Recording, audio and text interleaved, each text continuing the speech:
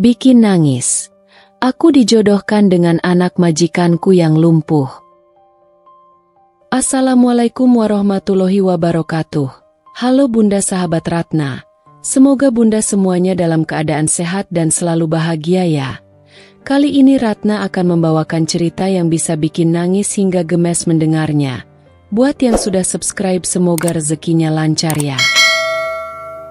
Aku tidak pernah membayangkan hidupku akan seperti ini.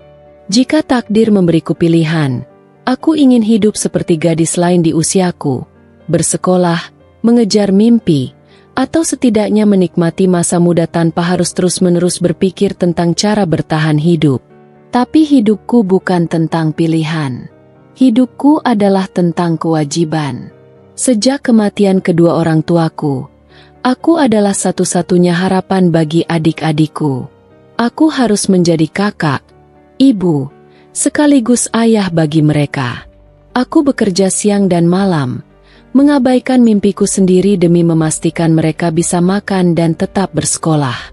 Aku tidak punya kemewahan untuk bersedih atau mengeluh. Aku hanya tahu satu hal, aku tidak boleh menyerah. Pekerjaan sebagai asisten rumah tangga di rumah keluarga Pak Surya memberiku harapan untuk tetap bertahan. Gaji yang mereka berikan cukup untuk memenuhi kebutuhan dasar kami, meskipun aku harus mengerjakan banyak hal, membersihkan rumah besar itu, mencuci, memasak, bahkan sesekali merawat taman. Aku melakukan semuanya dengan telaten, meski sering merasa lelah. Rumah keluarga Pak Surya adalah istana dibandingkan dengan rumah kecil kami yang nyaris roboh. Aku selalu merasa kecil saat berada di dalamnya. Lantai marmer yang mengilap, perabotan mahal yang berkilauan, aroma parfum mahal yang memenuhi udara. Aku bekerja dengan kepala tertunduk, memastikan setiap sudut bersih tanpa meninggalkan jejak keberadaanku. Aku hanyalah bayangan di rumah itu. Seseorang yang ada tetapi tidak pernah benar-benar diperhatikan. Namun, aku tidak pernah iri. Aku hanya ingin bertahan. Setiap kali aku pulang, aku melihat wajah ceria adik-adikku, dan semua kelelahan itu terasa berharga. Mereka adalah alasan aku terus melangkah. Ketika aku menyuapi mereka dengan makanan sederhana, aku merasa tenang. Tapi aku juga tahu bahwa ketenangan ini rapuh. Jika sesuatu terjadi, jika aku kehilangan pekerjaanku, kami tidak akan punya apa-apa lagi. Aku sering berpikir, sampai kapan aku bisa bertahan seperti ini? Apakah akan selalu begini? Apakah aku tidak punya hak untuk bermimpi lebih? Aku menepis pikiran-pikiran itu. Aku tidak boleh berpikir terlalu jauh. Aku hanya perlu bertahan 1 hari lagi, lalu 1 hari lagi, dan seterusnya. Yang tidak aku tahu, hidupku akan berubah lebih cepat dari yang aku bayangkan. Hari itu seharusnya berjalan seperti biasa. Aku bangun lebih pagi dari penghuni rumah, membersihkan dapur, menyiapkan sarapan, lalu memastikan setiap sudut rumah tetap rapi. Namun, menjelang siang, sesuatu yang tidak biasa terjadi. Bu Surya memanggilku ke ruang tamu. Aku ragu sejenak. Biasanya, aku hanya dipanggil jika ada tugas tambahan atau teguran atas sesuatu yang kurang beres. Aku memeriksa kembali pakaianku. Seragam kerja berwarna biru tua dengan celemek putih. Aku memastikan rambutku terikat rapi sebelum melangkah menuju ruang tamu yang luas dan megah. Saat aku masuk, Ibu Surya sudah duduk di sofa empuk berwarna gading, dengan secangkir teh di hadapannya. Beliau adalah wanita yang selalu tampak berwibawa, matanya tajam, tutur katanya tegas, dan sikapnya selalu menunjukkan bahwa dia adalah seseorang yang terbiasa memberi perintah. Aku menunduk sopan. Ada yang bisa saya bantu, Bu? Beliau tidak langsung menjawab. Ia menatapku lama, seolah menimbang sesuatu dalam pikirannya. Aku mulai merasa gelisah. Akhirnya, ia berkata, "Ninda, kami ingin kamu menikah dengan Bayu." Aku terdiam. Butuh beberapa detik bagiku untuk memastikan bahwa aku tidak salah dengar. Hatiku berdegup kencang. Otakku berusaha memahami maksud dari kalimat itu. Menikah? Dengan Bayu? Aku mengenal Bayu, putra semata wayang keluarga ini. Seorang pria yang dulu aktif dan penuh kehidupan, sebelum kecelakaan merenggut kemampuannya berjalan. Sejak saat itu, ia lebih banyak mengurung diri di dalam kamar, jarang berbicara dengan siapapun. Aku masih berdiri kaku, belum bisa menemukan kata-kata yang tepat. Maaf Bu, saya tidak mengerti. Bu Surya menghela napas pelan, lalu meletakkan cangkir tehnya di atas meja. Kami butuh seseorang yang bisa merawat Bayu, seseorang yang bisa kami percaya. Kamu sudah bekerja di rumah ini cukup lama, dan kami tahu kamu adalah gadis yang jujur dan bertanggung jawab. Aku masih tidak bisa memahami situasi ini sepenuhnya. Aku adalah seorang asisten rumah tangga. Kenapa aku harus menikah dengan anak majikanku? Aku menelan ludah, mencoba menyusun kata-kata. Tapi, kenapa saya Bu? Karena Bayu membutuhkan seseorang di sisinya. Dan karena kami yakin kamu tidak akan meninggalkan dia, seperti orang lain. Ada sesuatu dalam nada suaranya yang membuatku bertanya-tanya. Apakah maksudnya ada orang lain yang sudah pergi? Aku menatapnya, mencari jawaban di wajahnya. Tetapi ekspresinya tetap tenang, sulit ditebak. Kami akan memastikan kehidupanmu dan keluargamu terjamin. Lanjutnya, kami tahu kamu punya adik-adik yang bergantung padamu. Jika kamu menikah dengan Bayu, kamu tidak perlu lagi bekerja keras seperti sekarang. Kami akan memastikan mereka mendapatkan pendidikan yang layak, makanan yang cukup, dan masa depan yang baik. Aku tercekat. Kata-kata itu langsung menusuk bagian terlemah dalam hatiku, keluargaku. Selama ini, aku selalu khawatir tentang masa depan adik-adikku. Aku ingin mereka hidup lebih baik, tidak harus menjalani kehidupan sulit sepertiku. Dan sekarang, keluarga Surya menawarkan jalan keluar yang begitu nyata. Tetapi dengan harga yang terlalu besar. Menikah bukanlah sesuatu yang pernah aku pikirkan. Aku selalu beranggapan bahwa jika aku menikah, itu akan karena cinta, bukan karena kewajiban. Aku juga tidak mengenal Bayu dengan baik. Bagaimana aku bisa menghabiskan hidupku dengan seseorang yang bahkan tidak berbicara denganku? Aku merasa sesak. Ini terlalu mendadak. Aku menundukkan kepala. Saya butuh waktu untuk berpikir, Bu. Bu Surya mengangguk, seolah sudah menduga jawabanku. Tentu, tapi ingat, kesempatan seperti ini tidak datang dua kali. Aku keluar dari ruang tamu dengan langkah gontai. Kepalaku penuh dengan pertanyaan yang tidak bisa kujawab.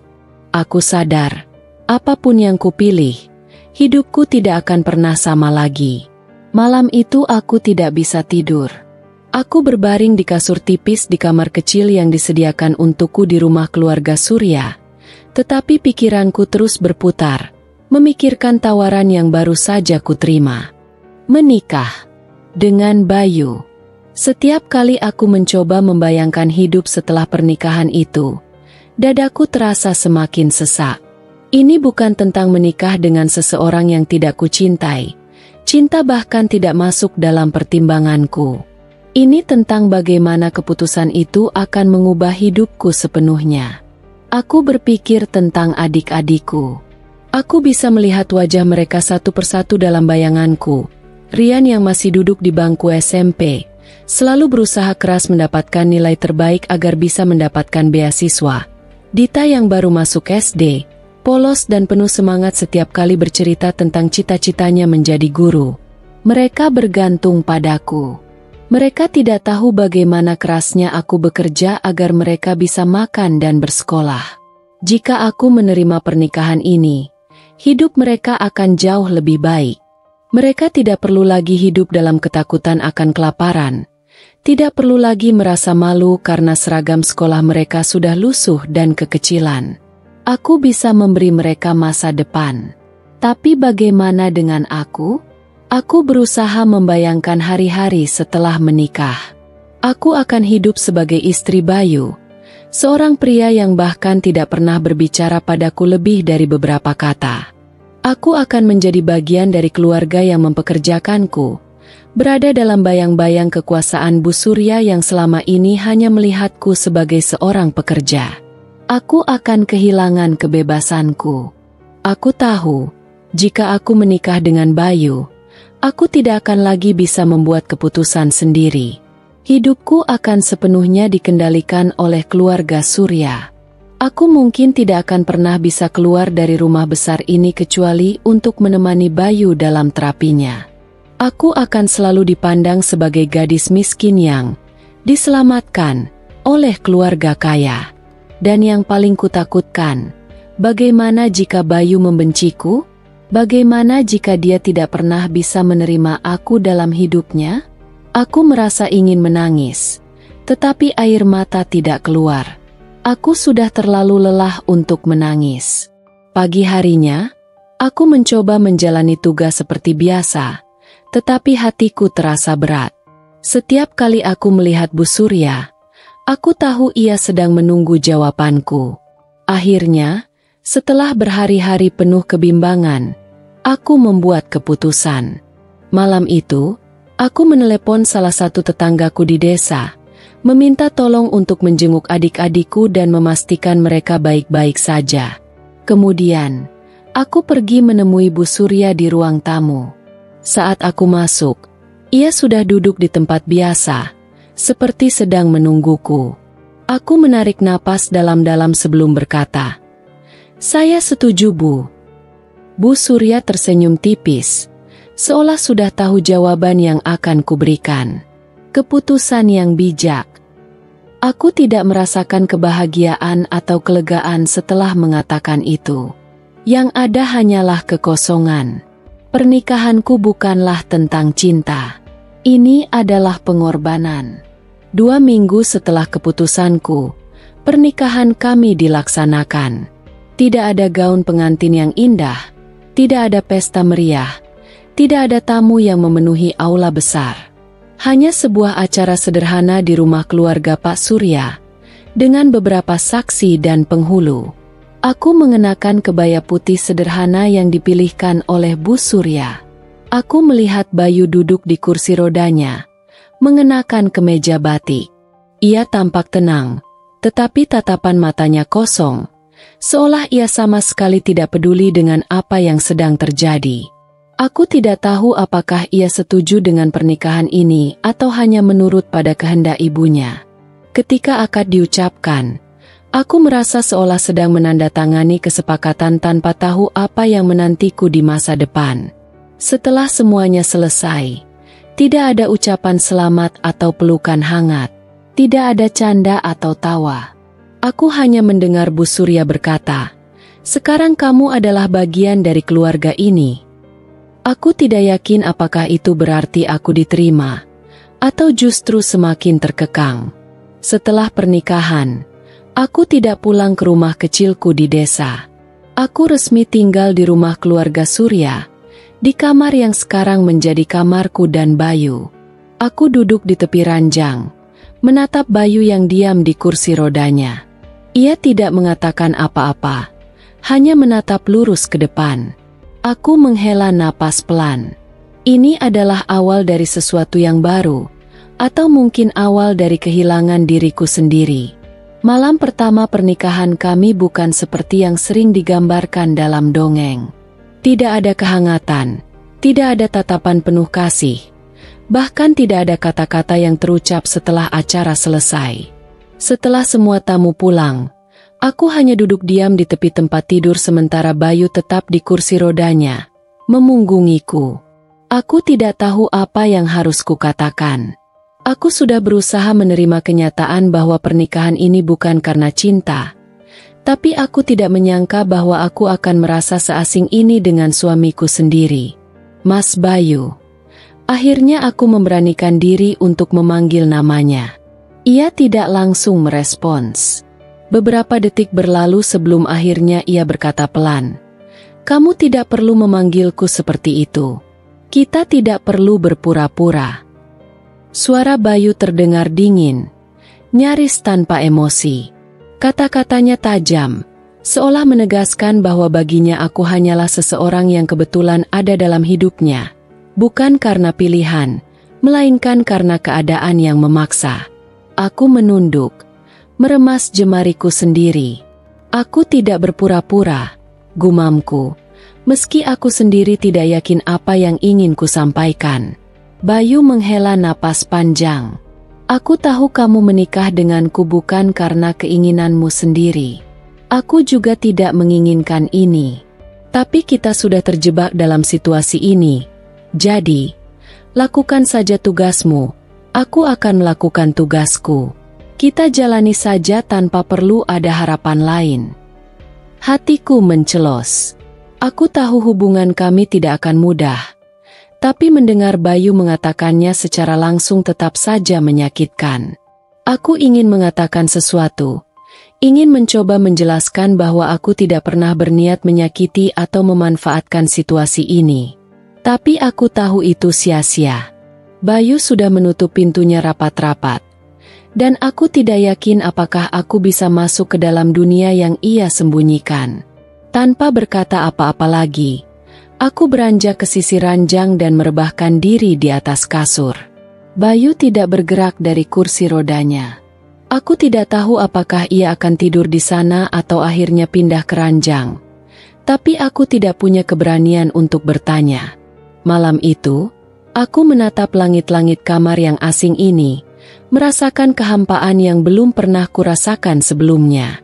Hari-hari setelah pernikahan kami berjalan dengan ritme yang sama. Sunyi, penuh jarak, dan hampir tanpa percakapan. Aku tetap menjalankan tugasku seperti biasa, membantu Bayu dengan perawatan sehari-harinya, memastikan ia makan tepat waktu, dan menemaninya dalam sesi terapi. Tapi di luar itu, kami nyaris tidak pernah berbicara. Bayu selalu menjaga jarak dariku. Setiap kali aku mencoba membantunya lebih dari sekadar tugas yang memang harus kulakukan, ia akan menolaknya dengan dingin. Aku bisa sendiri, katanya suatu kali ketika aku mencoba membantunya mengambil sesuatu. Aku hanya diam dan mundur selangkah, membiarkan ia berjuang sendiri meskipun aku tahu itu sulit baginya. Aku bisa melihat kemarahan dan frustasi di matanya setiap kali ia kesulitan melakukan sesuatu. Aku tahu luka Bayu bukan hanya luka fisik. Ia tidak hanya kehilangan kemampuannya berjalan, tetapi juga kehilangan banyak hal lain. Mimpi-mimpinya, kebebasannya, bahkan harga dirinya. Ia mungkin merasa kasihan terhadap dirinya sendiri, atau mungkin merasa marah karena terjebak dalam tubuh yang tidak lagi bisa ia kendalikan seperti dulu. Dan aku hanyalah simbol dari perjodohan yang dipaksakan. Seseorang yang hadir bukan karena ia inginkan, melainkan karena keadaan yang memaksanya. Aku mencoba memahami, mencoba bersabar, tetapi setiap hari terasa semakin sulit. Aku sering duduk di tepi jendela kamar kami di malam hari, menatap keluar rumah besar ini. Aku merindukan kehidupanku yang dulu. Meskipun sulit, setidaknya aku masih memiliki kebebasan.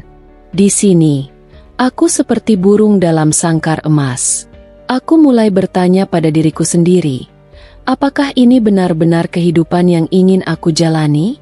Di tengah keheningan hubungan kami, ada satu sosok yang terus membuat segalanya semakin sulit, Bu Surya. Setiap hari, beliau selalu menanyakan perkembangan Bayu padaku, seolah aku memiliki kendali penuh atas pemulihannya. Kamu harus lebih mendorongnya, katanya suatu sore saat aku tengah menyiapkan teh di ruang makan. Bayu tidak boleh terus seperti ini. Dia harus kembali menjadi pria yang dulu. Aku menelan ludah, mencoba berbicara dengan hati-hati. Saya berusaha, Bu. Tapi Mas Bayu masih butuh waktu. Bu Surya menggeleng, tampak tidak puas dengan jawabanku. Waktu tidak akan mengubah apapun kalau dia tidak dipaksa. Kalau kamu memang peduli padanya, kamu harus mendorongnya lebih keras. Aku ingin menjelaskan bahwa perubahan tidak bisa dipaksakan, bahwa Bayu harus menemukan keinginannya sendiri untuk bangkit. Tapi aku tahu, Bu Surya tidak akan mendengarkan. Baginya, semuanya harus berjalan sesuai rencananya. Aku merasa terjepit di antara dua tekanan, Bayu yang tidak menginginkanku di dekatnya, dan Bu Surya yang menuntutku untuk mengubahnya. Aku seperti sedang berdiri di tengah medan perang tanpa senjata. Malam itu, aku kembali duduk di tepi jendela, menatap langit yang gelap. Untuk pertama kalinya, aku bertanya pada diriku sendiri, apa yang akan terjadi jika aku menyerah? Tapi kemudian, aku teringat wajah adik-adikku. Aku tidak bisa menyerah. Tidak sekarang. Tidak selagi aku masih punya alasan untuk bertahan. Mungkin Bayu tidak membutuhkanku. Mungkin aku hanyalah seseorang yang dipaksakan ke dalam hidupnya. Tapi aku sudah ada di sini. Dan aku tidak akan pergi begitu saja. Setiap pagi, aku bangun lebih awal dari siapapun di rumah ini. Sejak menikah, tugas-tugasku sebagai asisten rumah tangga memang sudah berkurang. Tetapi ada tanggung jawab baru yang menggantinya, merawat suamiku sendiri. Bayu masih menolak bantuanku, tetapi aku tetap melakukan tugasku. Setiap hari, aku membangunkannya dengan lembut, menyiapkan air hangat untuknya, memastikan ia sudah makan sebelum pergi ke sesi terapi. Tapi tidak sekalipun ia berterima kasih atau menunjukkan tanda-tanda kehangatan. Semakin hari, semakin jelas bagiku bahwa Bayu bukan hanya menjaga jarak secara fisik, tetapi juga emosional. Ia menutup dirinya sepenuhnya, dan setiap kali aku mencoba mendekat, dinding di antara kami terasa semakin tinggi dan tebal. Aku bisa menerima bahwa ia tidak mencintaiku. Pernikahan kami memang bukan tentang cinta. Tapi aku tidak mengira bahwa ia bahkan tidak mau menganggapku ada. Hari itu, aku menyiapkan sarapan dan membawanya ke kamar. Bayu duduk di dekat jendela, menatap keluar dengan ekspresi kosong. "Mas Bayu," panggilku pelan. Ia tidak menoleh. Aku meletakkan nampan berisi makanan di atas meja kecil di sampingnya. Aku buatkan bubur ayam.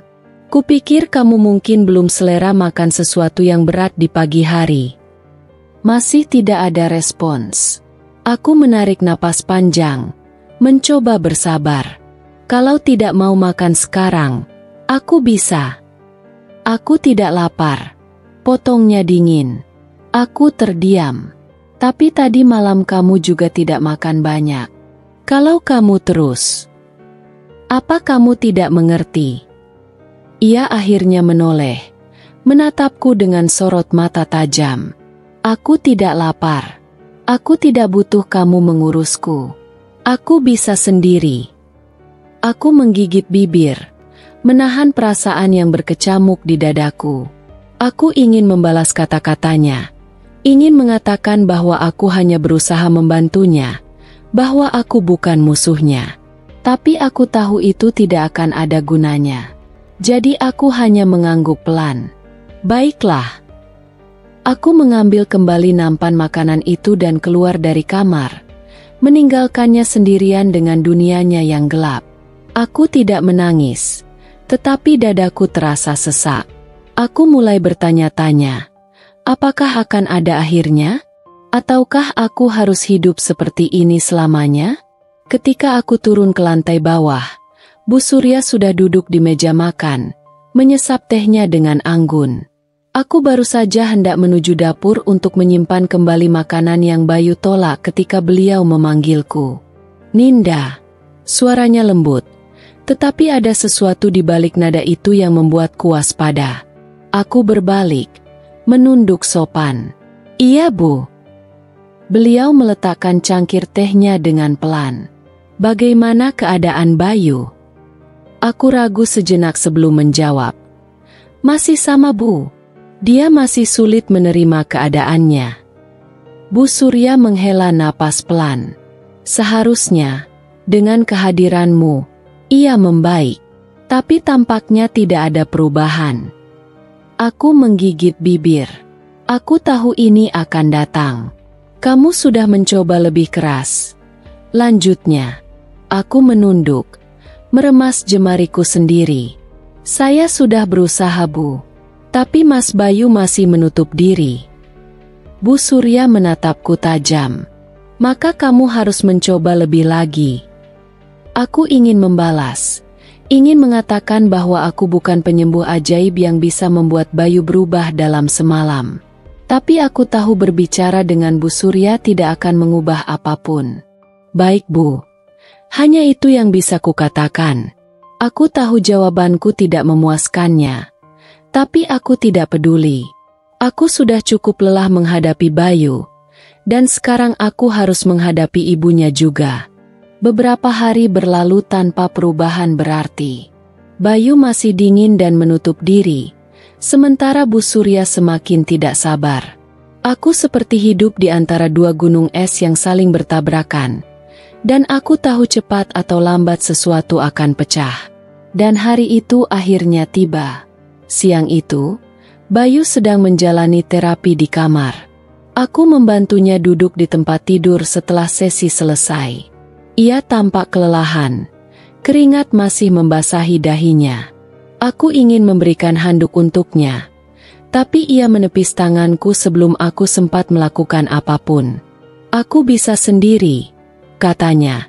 Seperti biasa. Aku menarik napas panjang.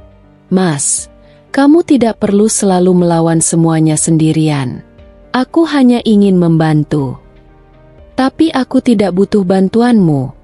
Suara Bayu meninggi, penuh frustrasi. Aku tidak butuh dikasihani. Aku tidak butuh kamu selalu berada di sini seolah-olah aku ini anak kecil yang tidak bisa melakukan apa-apa sendiri. Aku terdiam, merasakan dadaku semakin sesak. Lalu aku mendengar suara lain. Apa yang terjadi di sini? Kami berdua menoleh dan melihat Bu Surya berdiri di ambang pintu. Ekspresinya keras dan penuh ketidakpuasan. Bayu menghela napas kasar, mengalihkan pandangannya. Tidak ada, katanya dingin. Bu Surya berjalan mendekat. Tatapannya beralih padaku. Kenapa kamu membiarkan dia seperti ini? Bukankah tugasmu membuatnya membaik? Aku terkejut. Bu, saya sudah melakukan yang terbaik. Kalau ini yang terbaik yang bisa kamu lakukan, maka aku mulai meragukan keputusanku. Potongnya tajam. Dadaku terasa semakin sesak. Aku menoleh ke arah Bayu, berharap ia akan membelaku, mengatakan sesuatu. Tapi ia tetap diam.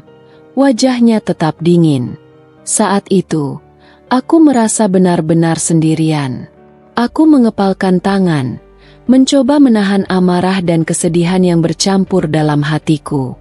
Aku ingin meneriakkan semua yang kupendam selama ini, ingin mengatakan bahwa aku juga manusia, bahwa aku juga lelah, bahwa aku juga tidak ingin terjebak dalam situasi ini. Tapi aku hanya mengangguk pelan. Saya mengerti, Bu, kataku lirih. Sebelum melangkah keluar dari kamar, aku berjalan tanpa tujuan, berusaha mengatur napas yang terasa berat. Aku merasa seperti tidak memiliki tempat di rumah ini, tidak di sisi Bayu, tidak di hadapan ibu mertuaku. Untuk pertama kalinya sejak pernikahan ini, aku mulai berpikir bahwa mungkin aku telah membuat kesalahan besar. Aku mulai merasa bahwa rumah ini bukan lagi tempat untukku. Aku menjalani hari-hari dengan perasaan hampa, seperti orang asing yang kebetulan tinggal di antara dinding-dinding megah ini.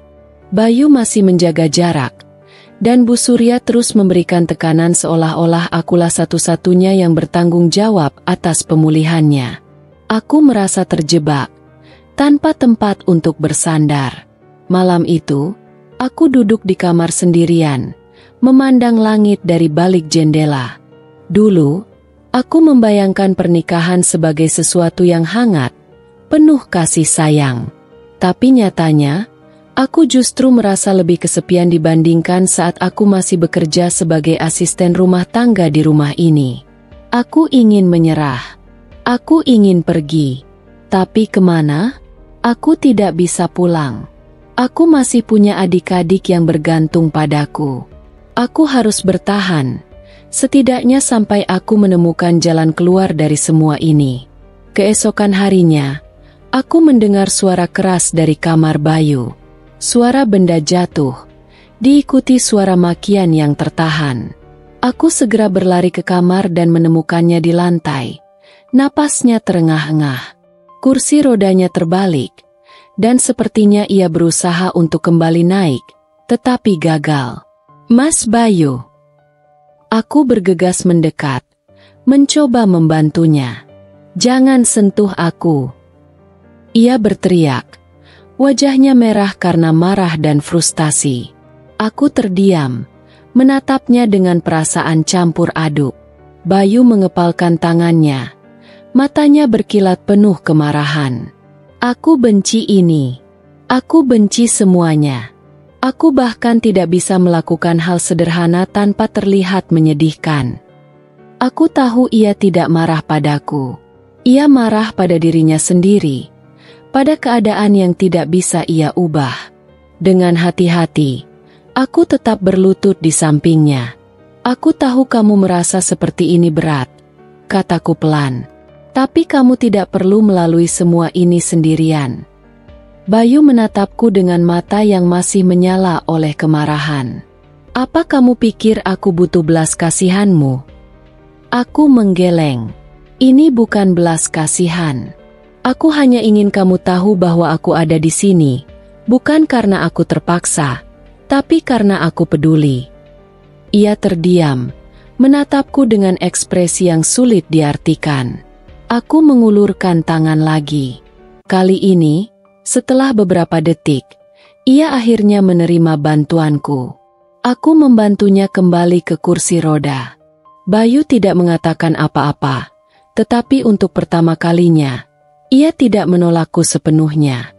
Beberapa hari setelah kejadian itu, sesuatu yang tidak terduga terjadi.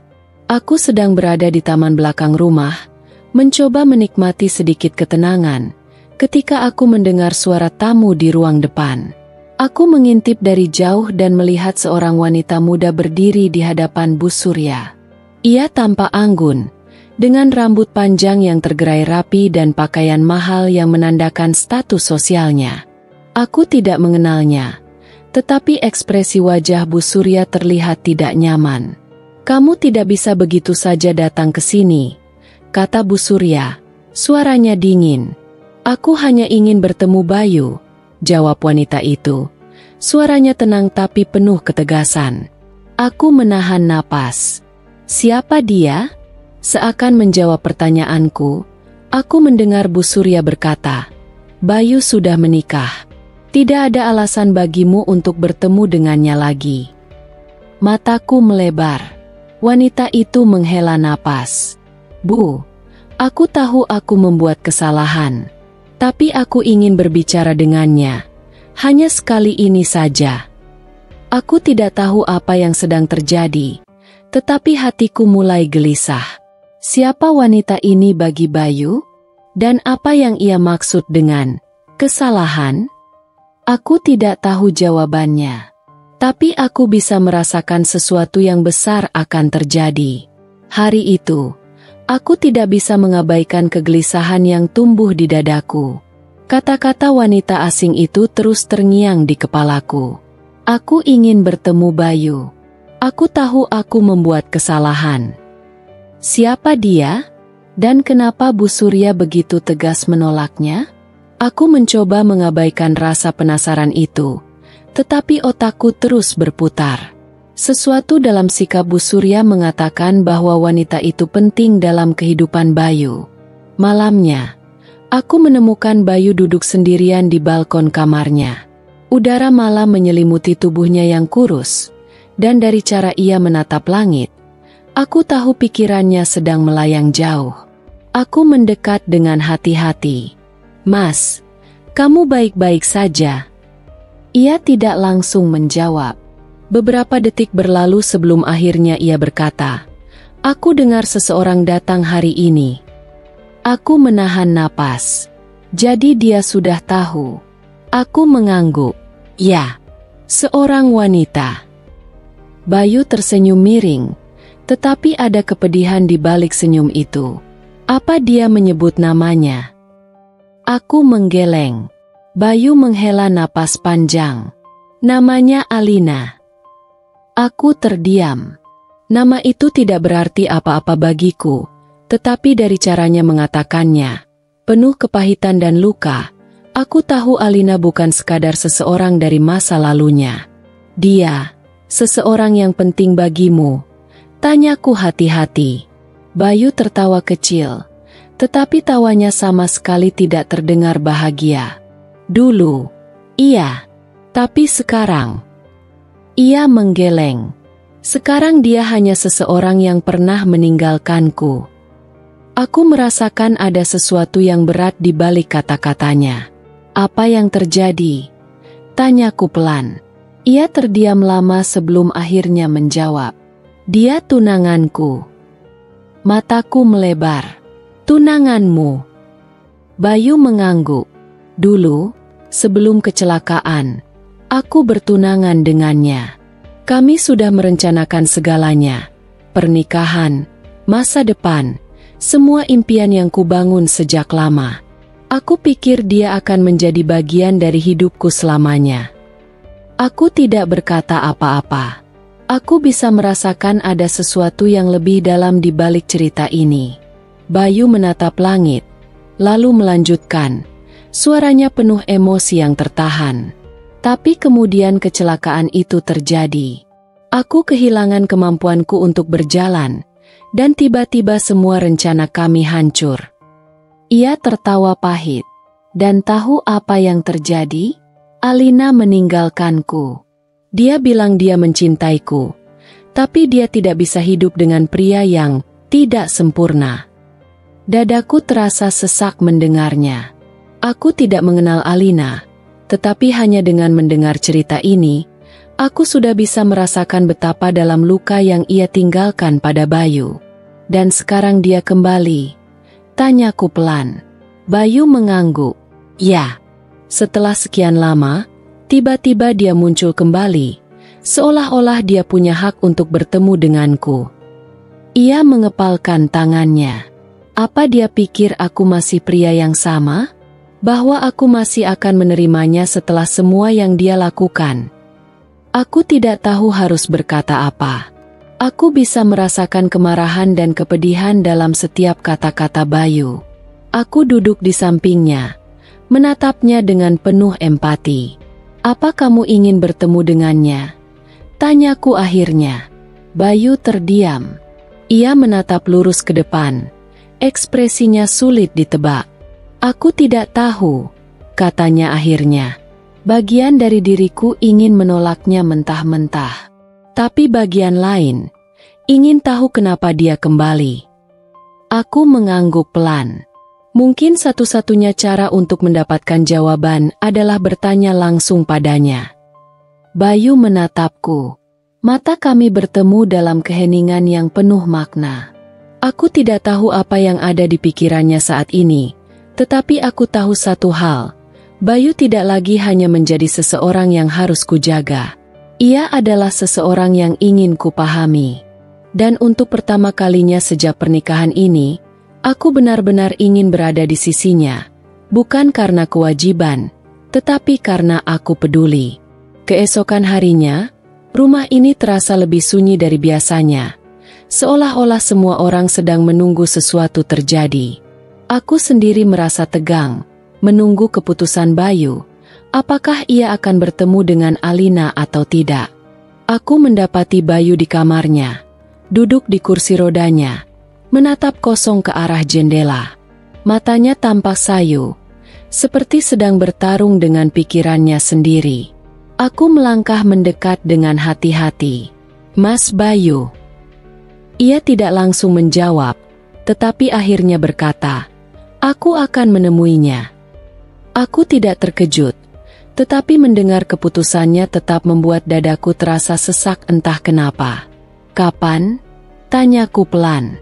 Siang ini, jawabnya. Dia akan datang ke rumah. Aku mengangguk. mencoba menyembunyikan kegelisahanku. Bayu menghela napas panjang. Aku tidak tahu apa yang harus kukatakan padanya. Aku bisa melihat bahwa ini bukan keputusan yang mudah baginya. Bayu mungkin penuh amarah dan kecewa, tetapi jauh di dalam hatinya, aku tahu ia masih menyimpan luka yang belum sembuh. Aku menatapnya dengan lembut. Katakan saja apa yang ada di hatimu, Mas. Kamu tidak berhutang apapun padanya. Tetapi jika kamu butuh jawaban, tanyakan. Bayu menoleh ke arahku. Sekilas, aku melihat sesuatu di matanya. Sesuatu yang berbeda dari biasanya. Ada ketulusan. Ada sedikit kehangatan. Terima kasih Ninda, katanya pelan. Aku terkejut. Ini pertama kalinya ia berterima kasih padaku sejak pernikahan ini. Dan entah kenapa, hal itu membuat hatiku terasa hangat.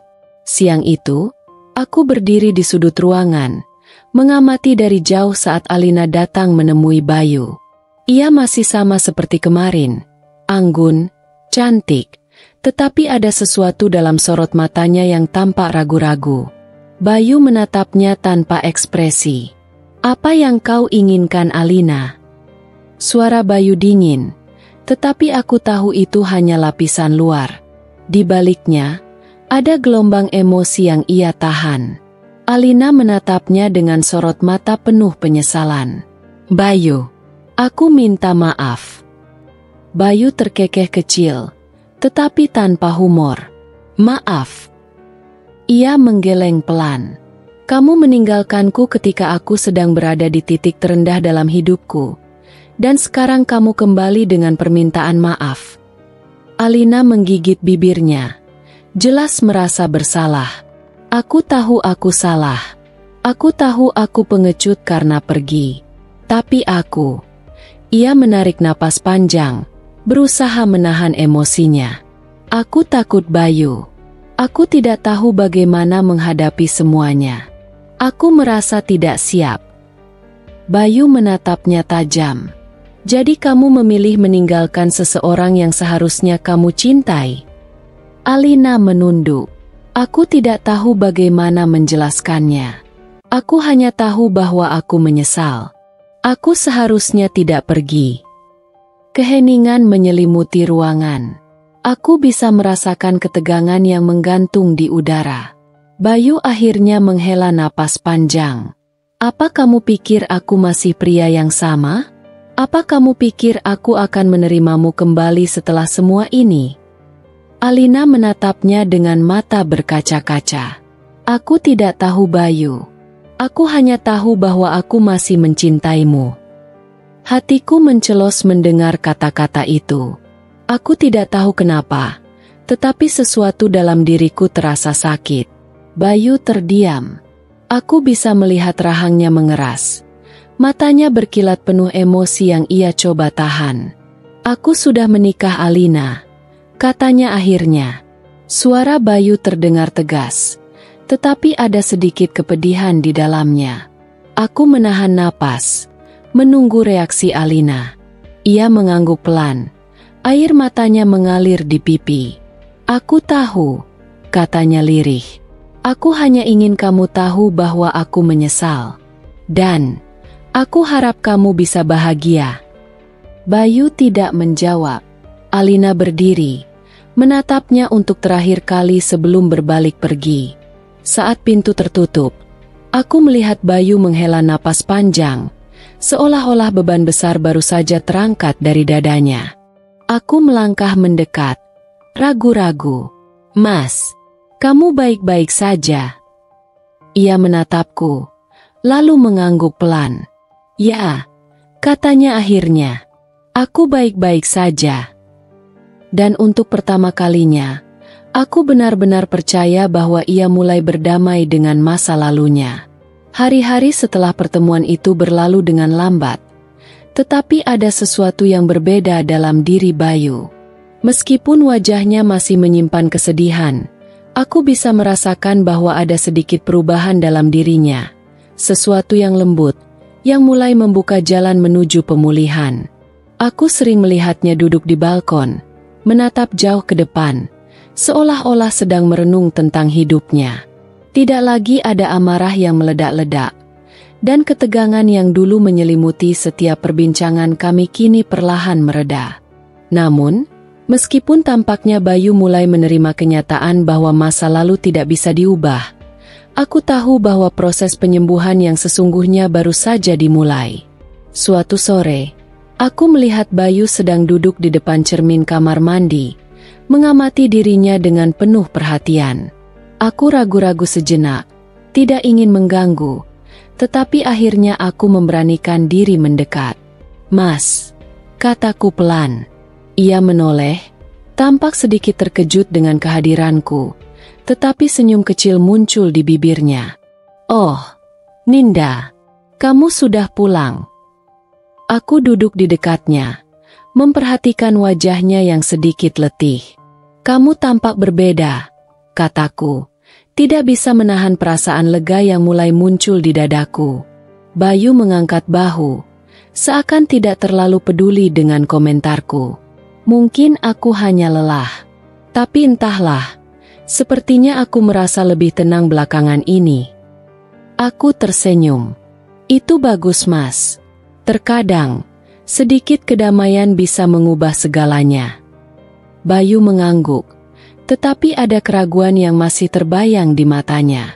Aku hanya merasa, aku tidak tahu apakah aku benar-benar pantas mendapatkannya. Aku mengerutkan kening. "Apa maksudmu?" Ia terdiam sejenak, seolah mencoba mengumpulkan kata-kata yang tepat. "Aku merasa aku telah mengecewakan begitu banyak orang, terutama ibuku. Aku tidak tahu bagaimana harus bertindak dengan kondisi seperti ini. Aku tidak pernah meminta ini. Semua yang terjadi begitu cepat, dan sekarang aku harus berjuang untuk menerima kenyataan ini." Aku menatapnya dengan empati. "Mas, tidak ada yang sempurna. Kita semua punya luka. Dan kadang kita harus belajar untuk berdamai dengan kenyataan itu. Tapi itu tidak berarti kita tidak pantas bahagia." Bayu tersenyum tipis, tetapi masih ada kesedihan di matanya. Tapi aku merasa seperti semuanya berubah begitu drastis. Dari seorang pria yang memiliki segalanya, aku sekarang hanya bisa bergantung pada orang lain. Aku menyentuh bahunya dengan lembut. "Kamu bukan hanya bergantung pada orang lain, Mas. Kamu telah menunjukkan ketahanan yang luar biasa. Kamu bisa kembali berjalan, bisa menjalani hidup meskipun dengan tantangan yang berat. Itu bukan hal yang mudah." Dia diam, merenung. Sepertinya kata-kataku belum sepenuhnya sampai. Aku tahu, ia masih berjuang dengan penerimaan dirinya sendiri. Namun, aku percaya bahwa ada kemajuan. Setiap hari, ia menunjukkan sedikit lebih banyak keberanian, lebih banyak keinginan untuk melangkah maju, meskipun langkahnya kecil. Aku tahu, meskipun perlahan, Bayu akan menemukan jalannya. Beberapa hari kemudian, Bu Surya memanggilku untuk berbicara di ruang tamu. Aku mendapati dia duduk di kursi. Wajahnya terlihat lebih serius dari biasanya. "Ada apa, Bu?" tanyaku, merasakan ketegangan di udara. Dia menatapku dengan tatapan tajam, lalu menghela napas. "Aku ingin berbicara tentang Bayu." Aku duduk di hadapannya, menunggu kata-katanya. "Sejak pertemuan dengan Alina, aku melihat perubahan dalam dirinya," lanjut Bu Surya. "Aku tidak tahu apakah itu untuk yang lebih baik atau lebih buruk." Aku terdiam, tidak tahu apa yang harus kukatakan. Aku sudah melihat perubahan Bayu, tapi aku juga mengerti bahwa Bu Surya ingin melihat kemajuan yang lebih nyata. "Kamu tahu Ninda," lanjut Bu Surya, "aku tidak pernah mudah untuk menerima kenyataan ini. Aku harap kamu bisa membantunya lebih banyak. Aku tahu ini bukan hal yang mudah bagimu, tapi ini adalah hidupnya." Aku menatap Bu Surya, mencoba mencerna kata-katanya. Aku tahu, meskipun dia keras kepala dan seringkali terlihat tidak peduli, Dia memiliki harapan besar terhadap Bayu. Aku akan lakukan yang terbaik, Bu. Jawabku pelan. Bu Surya mengangguk. Aku berharap begitu. Aku tidak tahu apa yang akan terjadi, tapi aku ingin Bayu kembali menjadi dirinya yang dulu. Aku terdiam, merasakan beban yang semakin berat di pundakku. Aku tahu apa yang dimaksud Bu Surya, keinginan untuk melihat Bayu kembali menjadi pria yang kuat, yang bisa mengatasi segala rintangan dalam hidupnya. Tapi aku juga tahu, perjalanannya tidak akan mudah. Kami harus bersama-sama melewati ini, meskipun jalan yang harus kami tempuh penuh dengan keraguan dan ketakutan. Aku hanya berharap bahwa dengan waktu, Bayu akan menemukan jalannya kembali, dan kami akan menemukan kedamaian bersama, meskipun itu bukanlah hal yang mudah. Pagi itu, Bayu bangun lebih awal dari biasanya. Aku yang baru saja selesai menyiapkan sarapan, mendapati dia sudah duduk di meja makan, menatap kosong ke cangkir tehnya. Aku tahu, di balik diamnya, ada banyak hal yang sedang dipikirkan. Aku meletakkan piring di meja dan duduk di depannya. "Kamu tampak lelah, Mas," kataku dengan lembut. Dia mengangkat wajahnya, dan untuk pertama kalinya dalam beberapa hari terakhir, aku melihat senyum kecil di wajahnya. "Aku merasa lebih baik hari ini," jawabnya pelan. Aku terkejut. Tentu saja, aku senang mendengarnya, tetapi aku tahu ada sesuatu yang sedang berlangsung dalam pikirannya. "Ada yang ingin kamu bicarakan?" tanyaku. Bayu menghela napas panjang, seolah-olah mencoba memutuskan apakah akan melanjutkan percakapan ini atau tidak. Namun, akhirnya ia mengangguk. "Aku memutuskan untuk lebih serius dengan terapi fisikku," katanya, suaranya penuh tekad. Aku mengangkat alis. "Itu bagus, Mas.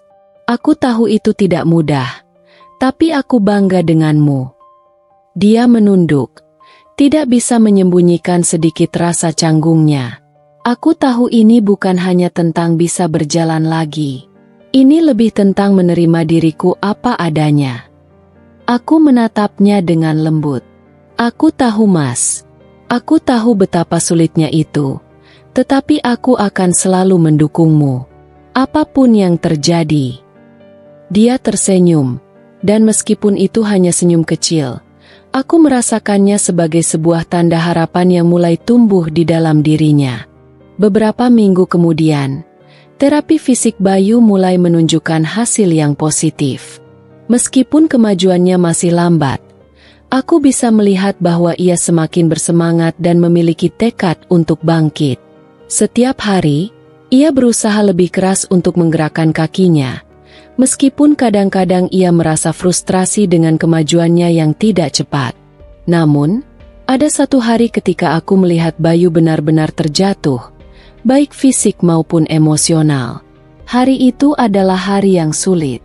Ketika ia mencoba untuk berdiri dengan bantuan alat, kakinya tidak bisa menopang berat tubuhnya, dan ia terjatuh ke lantai.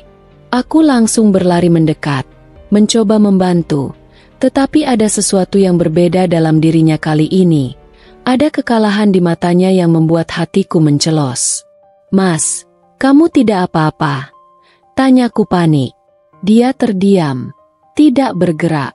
Aku merasa takut jika ada sesuatu yang lebih buruk terjadi. "Mas, tolong jawab aku." Akhirnya, ia mengangkat wajahnya dan menatapku dengan tatapan kosong. "Aku tidak bisa, Ninda. Aku sudah mencoba, tapi rasanya aku tidak akan pernah kembali seperti dulu." Aku menunduk, merasakan beratnya kata-kata itu. Aku tahu betapa sakitnya baginya untuk menghadapinya, kehilangan kemampuannya, dan lebih dari itu, rasa percaya dirinya yang hancur. Aku duduk di sampingnya, menyentuh tangannya dengan lembut. "Mas, tidak ada yang bisa kembali ke masa lalu, tapi kamu masih bisa maju.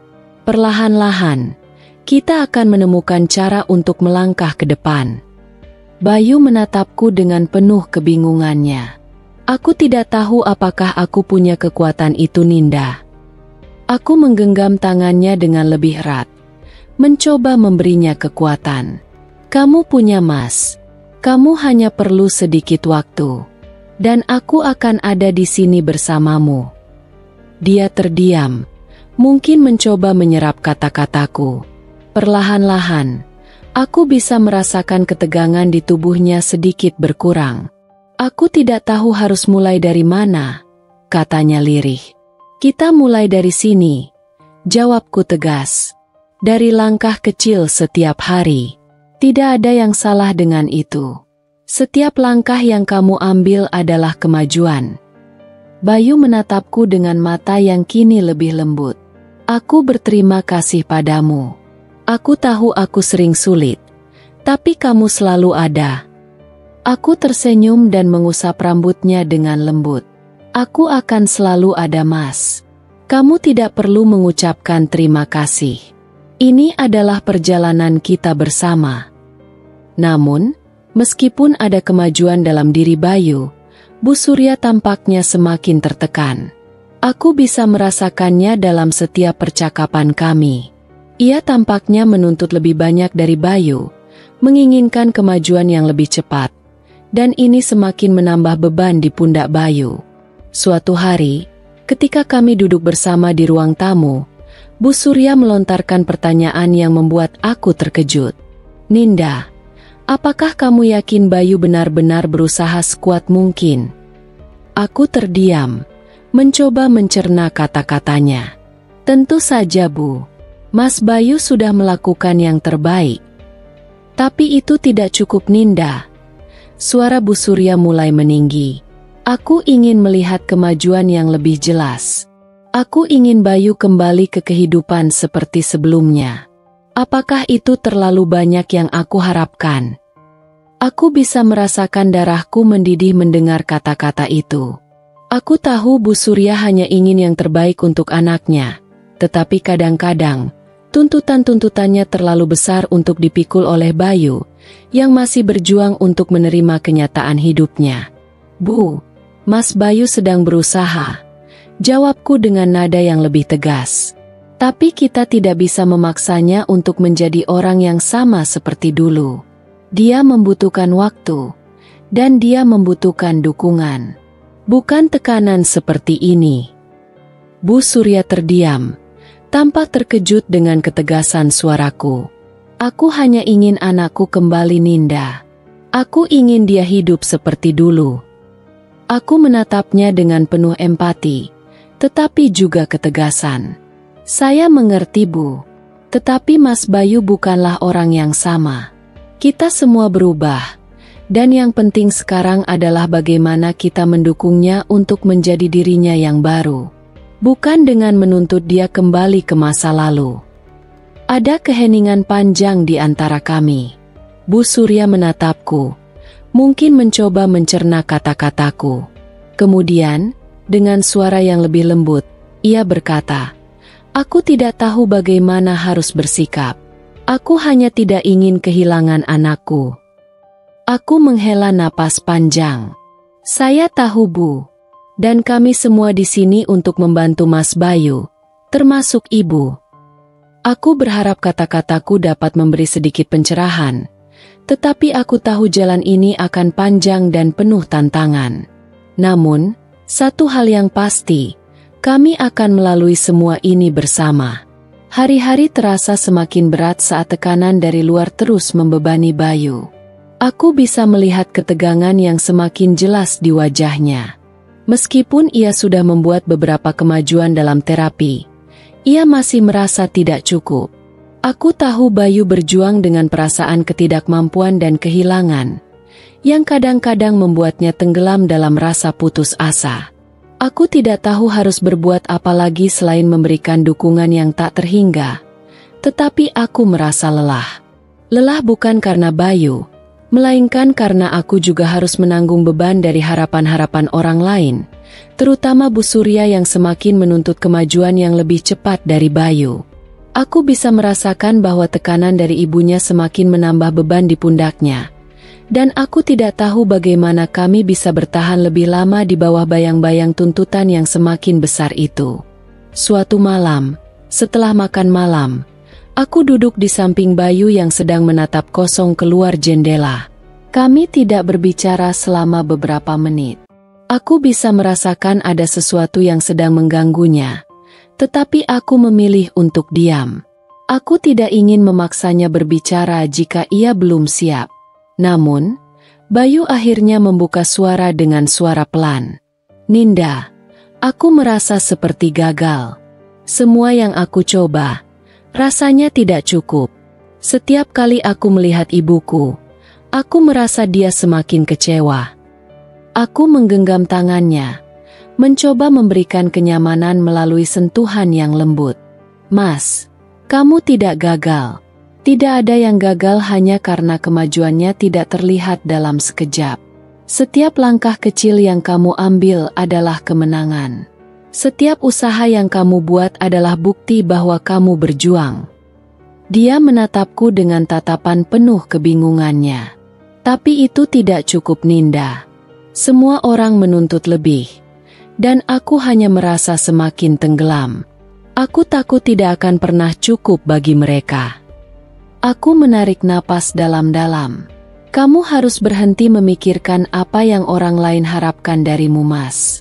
Yang terpenting sekarang adalah bagaimana kamu bisa menjadi dirimu sendiri. Bagaimana kamu bisa menerima dirimu apa adanya. Itu jauh lebih penting daripada memenuhi harapan orang lain." Bayu menunduk, dan aku bisa melihat air mata yang mulai mengalir di pipinya. "Aku ingin begitu, Ninda. Tapi itu sangat sulit. Rasanya seperti aku kehilangan segala sesuatu yang pernah aku banggakan." Aku mengelus rambutnya dengan lembut. "Mas, aku di sini, dan aku tidak akan pergi.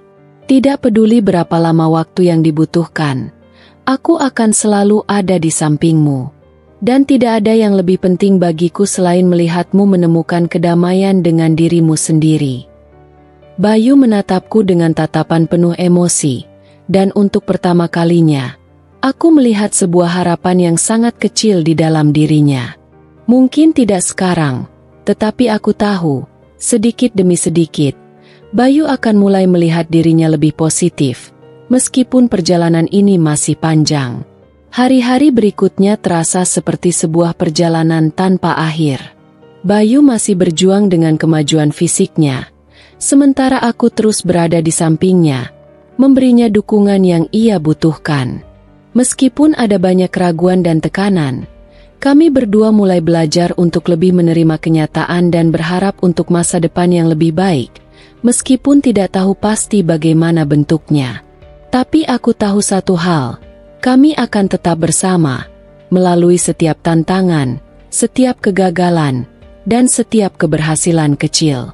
Karena dalam perjalanan yang penuh ketidakpastian ini, kami berdua telah menemukan satu hal yang tak bisa direnggut oleh siapapun, keteguhan hati untuk bertahan dan untuk terus mencintai.